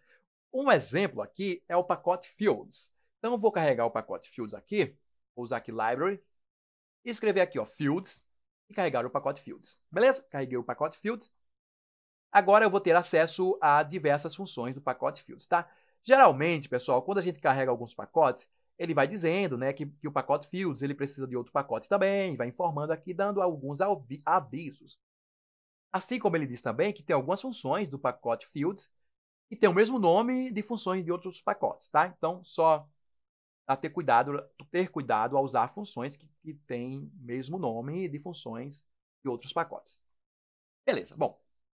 Aí, ao invés de eu tentar criar aqui paletas de cores legais, eu vou e uso algumas paletas prontas. Como eu carreguei o pacote Fields, tem uma paleta de cores, né, chamada theme.colors, e a gente entra com o número de cores e ela retorna para a gente a sequência de cores que a gente pode utilizar, né? Cores que foram feitas previamente, né, para a gente não ter que quebrar a cabeça tentando inventar cores aqui. Bom, eu vou entrar aqui com 50 cores, tá? Vou colocar aqui 40 cores. Então, se eu executar só a função ThemeColors aqui, ó, vou selecionar e executar aqui, ó, vou executar. Vocês vão ver que ele tem aqui as cores que a gente escolheu, 40 cores, tá? Beleza. Agora eu vou executar toda a função e aí vocês vão ver, vai modificar as cores do nosso mapa. Beleza, moçada? Tranquilo? Então tá aí o nosso mapa com as informações em um sistema de cores bem mais apresentável. Bom, aí você pode pensar, Marcel, que tal assim, sabe? Que tal a gente trocar esse fundo aí que tá cinza, né? Esse fundo tá cinza. Que tal a gente colocar uma cor que não seja o cinza? Por exemplo, colocar esse fundo como branco, né? Colocar como branco. Então, pessoal, existe um argumento aqui na função scale_fill_gradient_n que chama-se na.value. Porque a gente sabe que essas informações, aqui eu não sei se eu já falei para vocês, mas essas informações aqui que estão faltando, né, porque aqui é uma matriz de dados. Matriz de dados é essa área completa aqui, ó. Matriz de dados é essa área completa. Só que acontece que para essa região que não tem informações, os dados, né, o R considerou, ou considera que essa região, essas regiões aqui oceânicas, ou essa região também que é continental, mas que não pertence ao Brasil, elas contêm dados que estão faltando, né? Dados do tipo NA. Você pode ou apagar esses NAs, né, usando a função na.omit, pode fazer isso. Pode fazer isso também. Ou a gente pode dizer aqui, ó, que esses dados a gente vai dar uma cor para ele, uma cor branca, né, para ficar mais fácil, para o nosso mapa ficar mais interessante. Então, vou colocar aqui, ó, na.value, ou seja, qual é o valor qual é a cor, na realidade, qual é a cor que a gente vai colocar para essas informações do tipo NA. Então, a cor que a gente vai colocar aqui é branco, né? É white. Deixa eu colocar aqui o white. Então, deixa eu só apagar o rabisco e executar. E aí vocês vão ver que a gente vai ter agora branco. Vai ter como branco aqui. Outra forma que você pode fazer aqui é apagando, né? Removendo os NAs. Você pode usar uma função chamada na.omit. E aí você vai omitir os valores do tipo NA. Ó, porque quando a gente vê aqui esses dados, olha só. Eles contêm várias informações que estão faltando, né? Informações do tipo NA. O R considera as informações que estão faltando como NA. Então, se você usa o na.omit, olha o que vai acontecer. Ó. Vou executar. Vou mostrar para vocês. Não mais. É só executar. Converter, executar. Lá. Vocês vão ver que não mais tem os NAs. Só tem agora valores numéricos. É uma forma também que você pode fazer. Ó. Você pode executar aqui e ficar sem essas informações do tipo NA.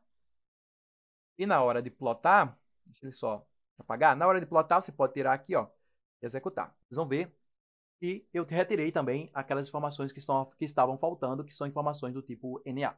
Tranquilo até aí, né, moçada? Agora, a gente pode, por exemplo, fazer uma pequena modificação aqui, uma pequenina modificação.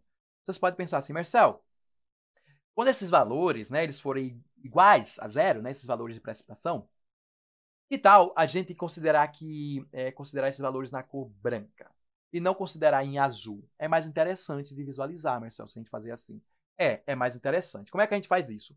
A gente vai acrescentar a cor white, né, a cor branca aqui aos nossos dados. Observem aqui.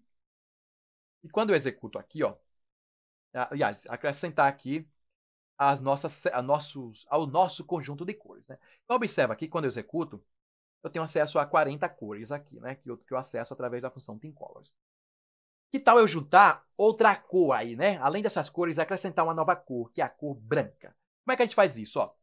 Para juntar informações, pessoal, a gente usa aqui a função C, né? A função concatenate.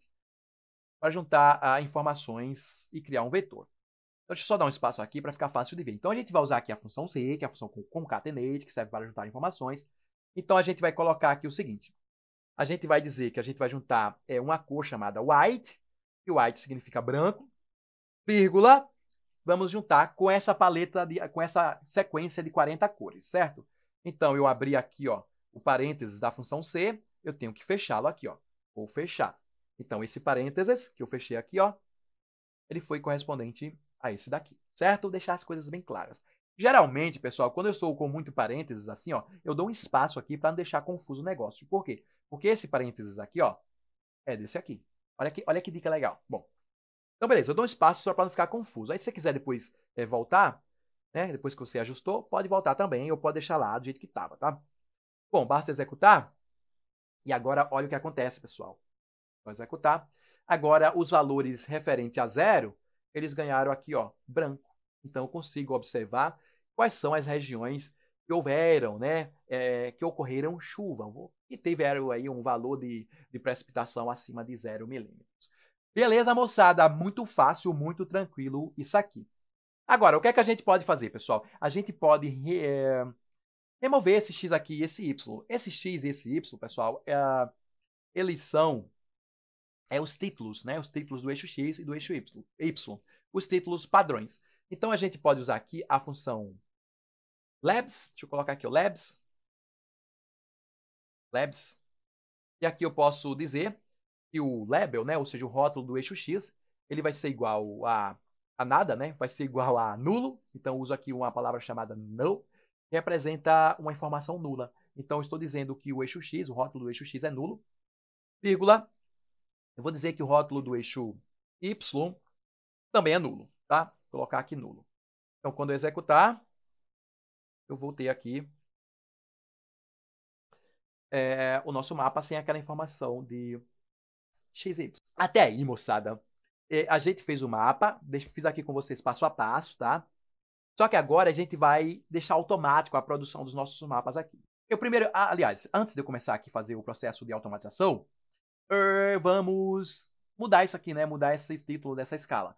Vamos colocar aqui a unidade, né? A unidade em milímetros. Então, pessoal, a gente usa aqui um argumento chamado fill. Por que, Marcel? Deixa eu colocar em minúsculo. Fill. Por que, Marcel? Fill não foi o argumento que a gente utilizou aqui, ó, para fazer para colorir, né, o nosso mapa com as informações. Foi exatamente esse argumento. Então esse argumento produziu aqui, ó, a nossa escala de cores. Então, eu vou modificar os rótulos. Os rótulos, veja, labs é a abreviação de labels, que significa rótulos. Então, a gente vai ajustar o rótulo justamente o quê? Da escala de cores que foi gerada através do argumento chamado fill. Então, a gente usa aqui o mesmo argumento chamado fill. Então, aqui eu vou dizer que a nossa escala de cores está em milímetros. Então, eu vou colocar aqui, ó, entre aspas, tá? A informação do tipo character. E vou dizer milímetros. E agora, beleza? Agora vai estar em milímetros. Tranquilo, moçada? Bom, agora a gente vai deixar isso aqui, ó, de forma automática, tá? Vejam, milímetros. Bom, Marcel, como é que faz para deixar de forma automática? Pessoal, essa parte que eu selecionei é uma tarefa. É uma tarefa utilizada para fazer mapas, né? O que é que a gente está fazendo aqui? A gente está fazendo mapas. E a linguagem R, pessoal, é uma linguagem de programação. Então, você pode programar tarefas, você pode repetir tarefas. É isso que a gente vai fazer. A gente vai programar aqui o R para repetir tarefas. Marcel, qual a repetição de tarefas? A repetição da produção de mapas. Para quê? Para fazer mapas de forma automática, para não ter que passar dias e noites fazendo 30 mapas, se você assim precisar. Você vai deixar automático isso aqui. Bom, então para isso, pessoal, a gente vai usar uma coisa chamada estrutura de repetição. Para que serve uma estrutura de repetição? Para fazer repetições de tarefas. É isso que a gente vai fazer. Bom, então aí, pessoal, a gente usa assim, ó como é. Para fazer repetições de forma clássica aqui, né? A gente usa a função for, né? Então essa é a estrutura de repetição. Então observem que nessa estrutura de repetição tem aqui, ó, o abre-chaves e o fecha-chaves. Quer dizer o quê, Marcel? Quer dizer que todos os comandos que estiverem aqui dentro, né, do abre-chaves e fecha-chaves, eles serão, né, a execução desses comandos, ela será repetida. Então, tudo que eu colocar aqui dentro será repetido. Será repetido, Marcel, quantas vezes? Quantas vezes assim a gente desejar, né? Quantas vezes assim a gente desejar. E como é que a gente ajusta, pessoal? Como é que a gente define quantas vezes será repetido? Ó, a partir da variável, né? E a partir de um vetor. Um vetor, pessoal, é um conjunto de informações.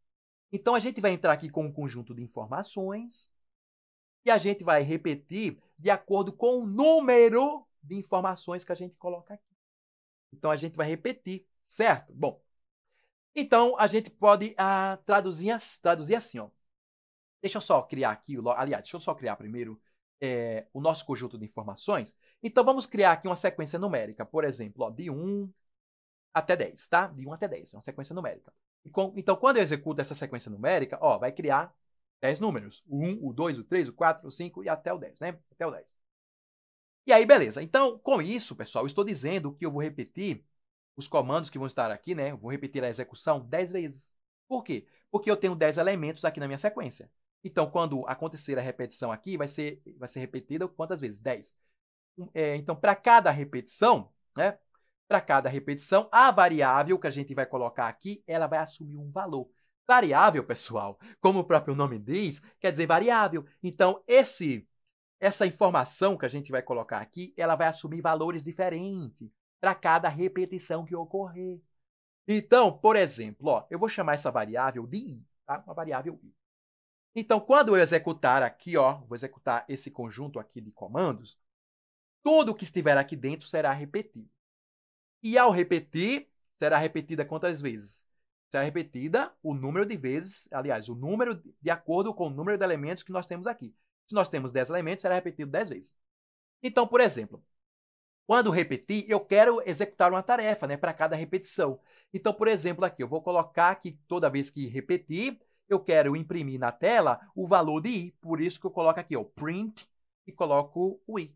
Então, vejam só.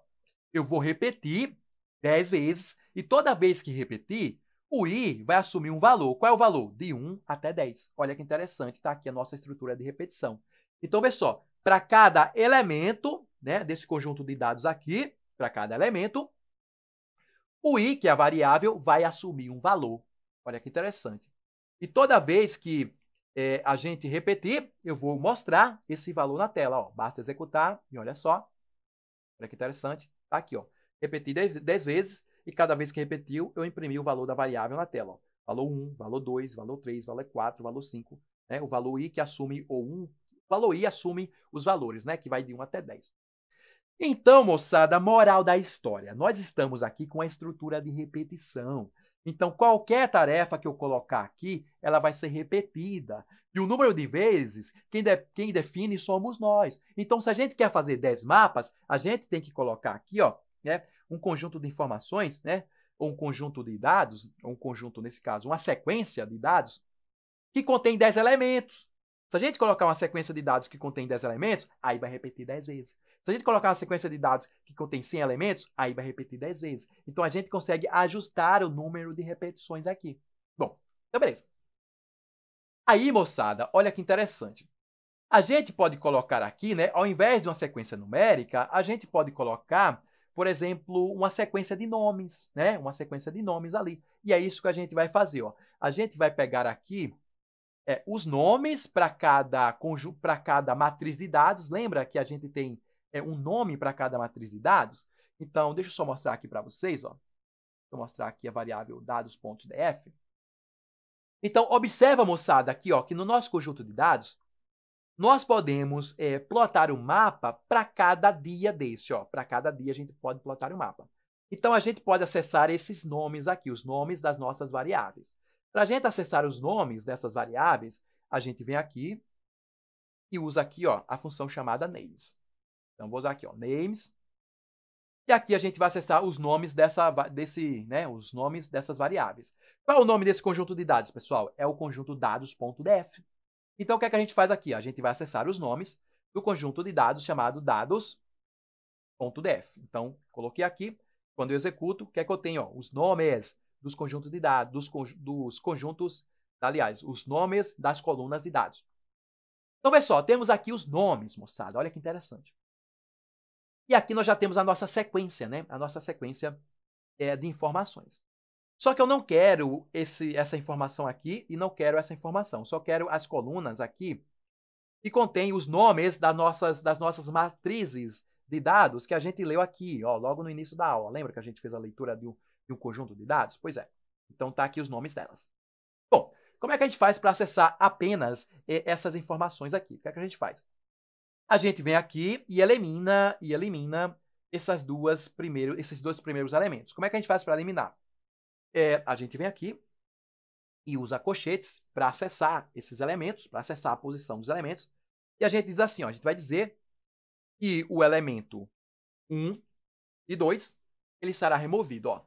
Vejam só, aqui é o nosso conjunto de dados e está aqui ó, o elemento 1 e o elemento 2. Então, o elemento 1 e o elemento 2, ele vai ser removido. Ó. Já criei aqui as informações, já juntei as informações, que é o elemento 1 e o elemento 2. Ele vai ser removido. Para ser removido, a gente coloca aqui o sinal de menos. Ó. Coloquei.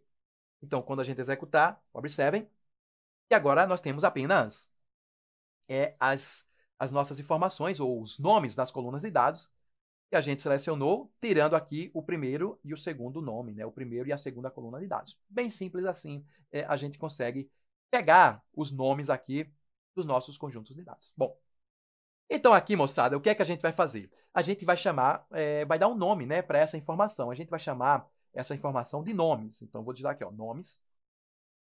Então, agora quando a gente executei, agora nós temos uma variável aqui, ó, chamada nomes, e essa variável chamada nomes é uma coleção de informações contendo os nomes de cada arquivo de dados que a gente leu. Aqui a gente tem o nome de cada arquivo de dados. E a gente vai usar essa informação, essa coleção, né, de informações, para poder fazer um mapa, né? Um mapa para cada arquivo desse. Um mapa para cada arquivo desse de forma automática. Bom, então, para isso, a gente vai usar essa informação aqui na nossa estrutura de repetição, tá? Então, ao invés de entrar aqui com essa coleção de números, ó, aqui é uma coleção de números que a gente entrou aqui, né? A gente vai entrar com a coleção de nomes. Então, vamos colocar aqui a coleção de nomes, a gente está chamando de nomes. Então, ao invés de entrar com a coleção de números, né, aqui a gente está criando uma coleção de números, né, uma sequência de números. Eu vou apagar e vamos entrar com a coleção de nomes. Então, agora, quando eu executar aqui a nossa estrutura de repetição, o valor de I, que será assumido aqui para cada repetição, vai ser igual a cada elemento da nossa coleção de nomes. Então, na primeira repetição, o valor de I assumido vai ser isso aqui. Na segunda repetição, o I vai assumir esse valor. Na terceira repetição, o I vai assumir esse valor e assim sucessivamente. Bom, e aí, moçada, o que é que a gente faz aqui? Ó? Se eu executar agora, vocês vão ver que agora o valor de I é o nome de cada arquivo de dados. Bom, aí você vai dizer, Marcel, que legal, interessante, entendi. Essa estrutura de repetição é o poder para a gente deixar as coisas automáticas, certo? Certo, moçada. E agora o que é que a gente faz? A gente vai pegar a tarefa, que é essa daqui, e essa tarefa ela é feita, né, para fazer um mapa. A gente vai pegar essa tarefa e vai repetir, ó, vai colocar aqui dentro da nossa estrutura de repetição. Então, toda vez que for repetida aqui, né, toda vez que houver a repetição, vai executar essa sequência de comandos. Então, toda vez que houver uma repetição, a gente vai criar um mapa novo. Olha que sensacional, beleza? Bom, e aí, quando a gente for criar um mapa novo, a gente tem que trocar o nome do conjunto de dados. Ou, nesse caso, ó, na realidade, né, para falar certo aqui as coisas, a gente, toda vez que for produzir um mapa, a gente tem que escolher outra coluna de dados, porque a gente deixou lá a coluna de dados fixa. Mas agora, toda vez que a gente executar, a coluna de dados vai subir, aliás, o valor de i aqui, ó, toda vez que quando a gente executar a estrutura de repetição, o i vai assumir um valor. Vai assumir um valor correspondente ao nome do arquivo que a gente está trabalhando. E esse nome do arquivo é justamente o quê? A coluna de dados aqui. Então, para cada repetição, a gente pode selecionar uma coluna de dados diferente. Então, é isso que a gente vai fazer. Bom, então, para isso, a gente sabe que o i ele vai assumir um nome diferente, né? Vai assumir um nome diferente. Então, toda vez que for repetido, a gente pega o valor de i, ó, e coloca aqui. Coloca aqui no field. Coloca o i. Porque toda vez que repetir, o i vai assumir um valor.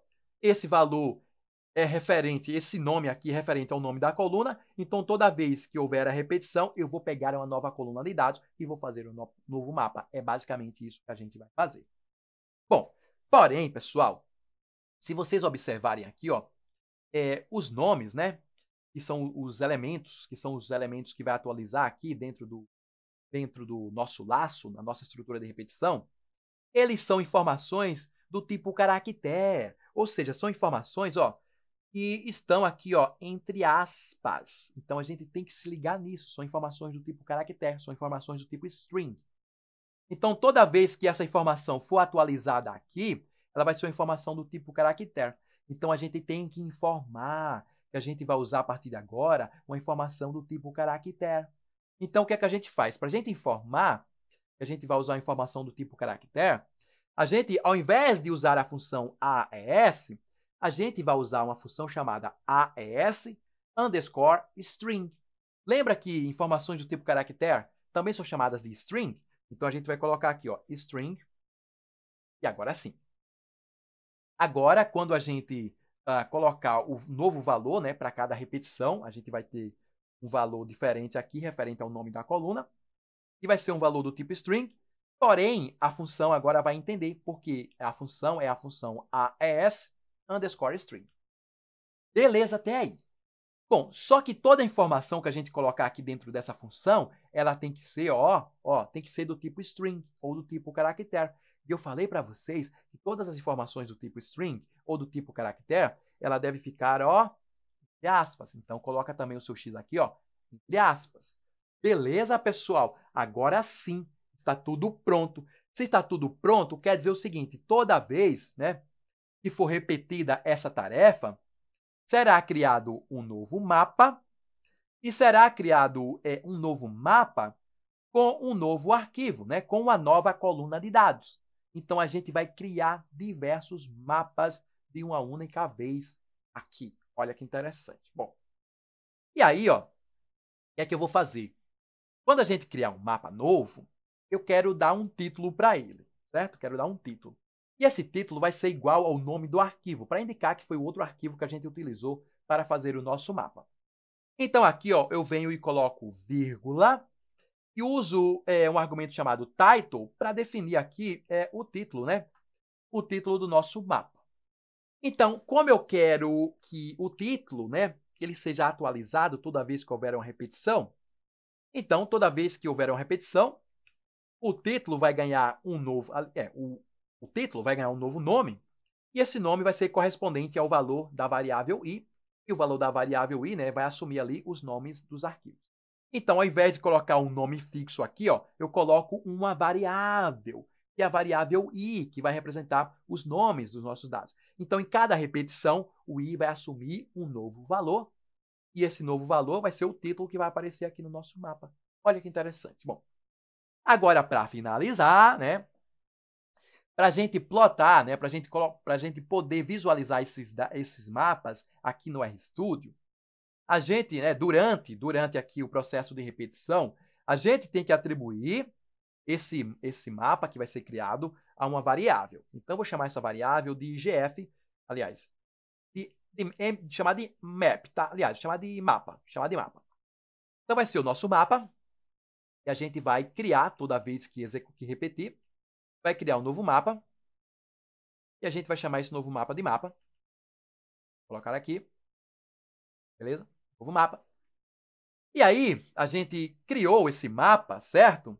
E atribuiu a uma variável. Uma vez que a gente atribuiu uma variável, aí ele não vai aparecer não vai aparecer aqui na tela. Não vai. Ao menos que a gente imprima na tela, né? Imprima aqui no dispositivo gráfico do RStudio. Para imprimir no dispositivo gráfico, a gente usa aqui uma função, né, que a gente já conhece, que é a função print. A função print serve para imprimir. Imprimir, então, nesse caso, imprimir o nosso mapa no dispositivo gráfico do RStudio. Então, aqui a gente vai imprimir quem? Vai imprimir o mapa, né? Cada vez que o mapa for construído, a gente vai imprimir aqui, ó. Vamos colocar mapa. Beleza, moçada? Tudo passo a passo aqui, ó, detalhe por detalhe, tá? Para vocês entenderem até o fim. Então tá. Bom, agora vamos executar. E se eu coloquei todas as informações corretas aqui, a gente vai conseguir plotar os mapas, né? Então, as informações foram colocadas de forma correta e os mapas vão aparecendo aqui, ó. Eu vou narrando, ó. Vai plotando um mapa, cada mapa, ó. Para cada mapa que vai sendo plotado, ele está utilizando aqui, ó, um arquivo diferente, como vocês conseguem ver aqui, que eu estou imprimindo na tela o nome do arquivo, ó. Então, está sendo plotado os mapas, um mapa para cada arquivo de forma automática. De forma automática, está plotando aqui. Aí você diz, Marcel, não está nem aparecendo, né? Ele mostra, depois some, mostra, depois some. Porque a velocidade de construção é maior do que a velocidade de display aqui no RStudio, tá? Mas aí, se você voltar aqui, ó, deixa eu só voltar, tá? Ele demorou, porque, como eu falei para vocês, a velocidade de mostrar na tela, ela é menor que a velocidade de construção aqui do nosso mapa dentro do laço, né? Dentro do loop, dentro da estrutura de repetição. Então, beleza. Só avançando aqui todos os mapas, vocês conseguem ver que... Deixa eu colocar aqui, ok, beleza. Então tá. Só voltar aqui, ó. Então, vocês conseguem ver que eu fiz de forma automática um mapa, pessoal, um mapa para cada dia aqui. Veja, de forma automática eu fiz um mapa para cada dia. Cada vez que a gente fez um mapa desse de forma automática, foi utilizado um novo conjunto de dados. Por isso, ó, por isso que o mapa ele ganhou, ó, novos dados. Vocês podem ver para cada dia. Então, vejam que eu deixei o negócio de forma automática, tá? Demora um pouco porque são muitas informações. Toda vez que eu clico aqui, mostro para vocês. Bom, pessoal, moral da história. Uma vez que você faz mapas, né, de forma automática, você vai ganhar um tempo na sua vida, assim, ó, absurdo. Absurdo. Você vai ganhar um tempo absurdo. É por isso, pessoal, que eu falo sempre. É por isso que a linguagem R ela cresce cada dia mais, porque é uma ferramenta, né, uma linguagem de programação. Você pode deixar as coisas automatizadas e você tem ali, ó, você tem uma ferramenta estatística fantástica. Por isso que a linguagem R cresce tanto, as empresas estão buscando pessoas que trabalhem com análise de dados e programação para facilitar, né? Para ter acesso, para manipular dados gigantescos. Então é por isso que a linguagem R só cresce e está saindo na frente nesse sentido.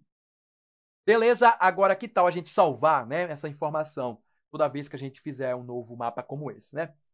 Então, para salvar, pessoal, a gente já sabe, nós usamos aqui a função ggsave e a função do pacote ggplot, tá? Então, vamos colocar aqui, ó. Eu vou colocar dentro do laço, tá, pessoal? Dentro da estrutura de repetição. Lembrando, tudo que está entre chaves, né? Tudo que está entre chaves será repetida, né? Repetido a execução dos comandos que estão entre chaves, elas serão repetidas.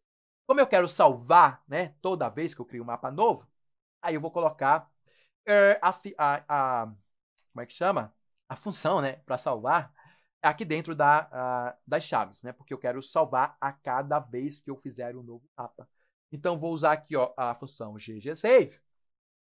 E aqui eu vou salvar. Vou salvar quem, pessoal? Aqui a gente vai salvar cada gráfico, né? Cada mapa que a gente construir. Então, a gente pode colocar, toda vez que a gente está fazendo um mapa, a gente está nomeando ele, está chamando ele de mapa. Então, a gente vai usar aqui, ó, vai informar qual é o nome do nosso plot, né? Então, a gente vai colocar aqui, ó, plot, e vai informar que a gente vai salvar, né? Toda vez que a gente repetir, vai salvar o nosso plot, o nosso mapa chamado mapa, né? O nosso plot chamado mapa. Por isso que a gente coloca aqui, ó, mapa. Vírgula é file name, que é o nome do arquivo que a gente vai salvar. Beleza? Bom, e aí vem aquela parte de estar trabalhando em um diretório padrão. Veja, eu estou trabalhando aqui, ó, nesse diretório chamado mapas R. Então, se eu salvar aqui, ou se eu indicar o nome do arquivo, o nome da figura, apenas o nome da figura, se eu indicar aqui no file name, que quer dizer nome do arquivo, se eu indicar o nome da figura, essa figura será salva aqui, ó, na pasta chamada mapas R. Agora, eu posso salvar em outra pasta? Posso. Aí eu vou indicar o caminho completo para outra pasta e o nome da figura. Mas eu quero trabalhar com essa pasta aqui. Então, eu vou chamar aqui de... Eu vou chamar assim, ó. Eu vou dar o nome, esse nome do arquivo, pessoal, ele vai ser variável. Por quê? Porque cada arquivo vai gerar uma figura diferente, né? Cada arquivo de dados vai gerar uma figura diferente. Então, qual é a variável que vai conter ali o nome do arquivo? Ah, é a variável i, né? Para cada repetição, i vai assumir um valor, que é o nome do arquivo. Então, na hora da gente salvar aqui, a gente vai usar aqui o i, certo? Só que o i, né, o i, que é a variável i, ela vai assumir esses valores aqui, que são informações do tipo caractere. Mas não tem a extensão da figura. A figura tem que ser do tipo JPG ou do tipo PNG, mas não tem o nome da extensão aqui. Então, a gente vai ter que colar o nome do arquivo mais a extensão. E como é que a gente cola, né? Essas informações do tipo caractere na linguagem R, pessoal? Como é que a gente cola? A gente cola, pessoal, usando a função chamada paste. Paste, tem a paste e tem a paste zero. A paste zero cola sem ter que especificar a separação. Então, vou usar aqui a paste zero, porque já junta as informações, né? Cola ali, sem ter que separar por espaço ou separar por outro caractere. Então, por exemplo, se eu colocar assim, ó, Marcel, Marcel, vírgula, Santos, tá? Vou colocar certo, vírgula, Santos. Beleza? Coloco Marcel Santos. Quando eu colocar certo aqui. Beleza. Tá. Quando eu coloco Marcel Santos, o que acontece? Aí junta, né, as informações. Aí ficou tudo junto ali, Marcel Santos. Porque eu coloquei duas informações, a Marcel e a Santos, na função paste. E aí quando eu executo, a gente consegue juntar essas informações. Bom, aí tudo bem. Bom, aí a gente vai juntar o que aqui? A gente vai juntar o nome do arquivo. Então, eu vou colocar aqui a função paste zero. E a gente vai juntar o nome do arquivo, que vai estar na variável i, vírgula, a extensão do arquivo. Agora, a gente sabe que o valor aqui assumido pela variável i já vai ser uma informação do tipo caractere, né? Vai ser uma informação do tipo caractere. Então, agora eu vou ter que colar com outra informação do tipo caractere, que é a informação .png. Então, eu vou juntar o nome do arquivo mais a extensão do arquivo. Só que o nome do arquivo vai ser variável, né? Para cada arquivo que a gente usar para fazer um mapa, ele vai ter um nome diferente. Então, eu vou nomear a minha figura de forma automática. É isso que eu vou fazer, ó. Então, por exemplo, se eu executar só essa parte aqui, vamos ver, ó, que a gente conseguiu juntar aqui o nome do arquivo de forma fácil. Bom, criar o nome do arquivo, né? Agora, quando eu executar todo mundo, ó, vou selecionar toda a estrutura de repetição e vou executar. Vou clicar aqui no Run. Vou executar e vai começar a fazer o nosso mapa e, ao mesmo tempo, salvar. Olha só, fez o primeiro mapa e está dizendo aqui, ó, Save, fez o primeiro mapa e salvou. Fazendo o segundo mapa e depois vai salvar. Fazendo o terceiro mapa e depois vai salvar. Vamos ver aqui, ó, a criação feita na prática. Olha só. Olha lá os mapas sendo criados de forma automática. Eu vou narrando aqui, ó. Criou o primeiro mapa, criou o segundo mapa, está criando o terceiro mapa, o quarto mapa. Vamos lá. Vamos lá, quarto mapa. vai lá, quinto mapa e assim sucessivamente, pessoal. Então, esta é a outra vantagem, né? Outra vantagem, assim, ó, gigantesca da linguagem R, né? Você poder trabalhar com uma linguagem de programação para fazer as suas análises de dados. Porque você pode deixar tudo isso, ó, de forma automática. Eu tenho certeza que seu supervisor aí, seja na universidade ou seja no mercado de trabalho, vai adorar saber que você vai deixar tudo automático. Então tá, pessoal, tá aqui, ó, o mapa para o dia 1, o mapa para o dia 2, ó, mapa para o dia 1, mapa para o dia 2, mapa para o dia 3, mapa para o dia 4, mapa para o dia 5, mapa para o dia 6, mapa para o dia 7, opa, calma, passei demais, 7, 8, 9 e 10. Se eu fosse fazer... Ah, olha só, esse aqui é um mapa, só foi para 10 dias, tá? Se fosse fazer para 100, para 20, para 30, imagina só quanto tempo você não iria perder fazendo isso de forma manual, não é isso, moçada? Então essa é a ideia de usar a linguagem R, você deixar as coisas automatizadas. Valeu, forte abraço, tchau, tchau.